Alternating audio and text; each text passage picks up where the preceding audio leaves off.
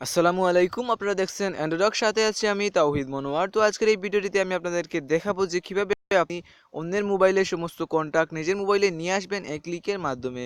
তো ভিডিওটি শুরু করার আগে প্রথমে আমি আপনাদেরকে বলি যে আমার এই চ্যানেলটি হচ্ছে অ্যান্ড্রয়েড টিপস রিলেটেডের উপর। তো আপনি যদি অ্যান্ড্রয়েড ইউজার হয়ে থাকেন তাহলে অবশ্যই আমার চ্যানেলটিকে একবার ঘুরে আসুন। যদি আমার চ্যানেলটি আপনার কাছে ভালো লাগে তাহলে অবশ্যই আমার চ্যানেলটিকে সাবস্ক্রাইব করবেন।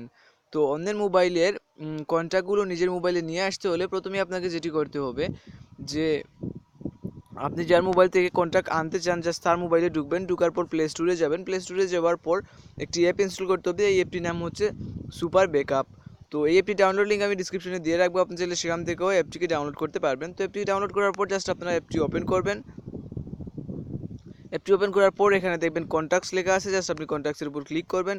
ক্লিক করার পর এখানে দেখেন প্রথমে লেখা আছে ব্যাকআপ অল, তো আপনি জাস্ট ব্যাকআপ অলের উপর ক্লিক করে দেবেন। ক্লিক করে দেওয়ার পর এরকম আসবে, জাস্ট আপনি এখানে ওকে করে দেবেন। তো ওকে করে দেওয়ার পর কন্ট্যাক্টগুলো ব্যাকআপ হয়ে যাবে। তো আপনাকে যেটি করতে হবে যে আপনি জাস্ট এখানে ফাইল ম্যানেজারে ঢুকবেন, ফাইল ম্যানেজারে ঢুকার পর আপনি এখানে এসডি কার্ডে যাবেন। এসডি কার্ডে যাবার পর এখানে দেখবেন একটি ফোল্ডার তৈরি হবে।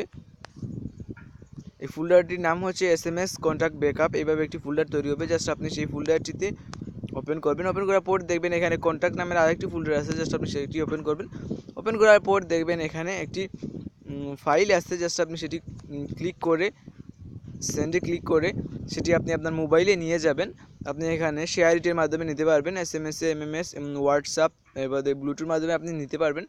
তো এটি আপনি আপনার মোবাইলে নেওয়ার পর জাস্ট আপনি এটির উপর ক্লিক করবেন। ক্লিক করার পর দেখবেন এভাবে চলে আসবে। তো আপনি যেটি করবেন যে এই কন্ট্যাক্টগুলো আপনার ফোনে নেওয়ার জন্য জাস্ট আপনি এখানে ফোনে ক্লিক করবেন। ক্লিক করার সাথে সাথেই দেখবেন এই কন্ট্যাক্টগুলো আপনার ফোনে এক্সিট হওয়া শুরু হয়ে গেছে।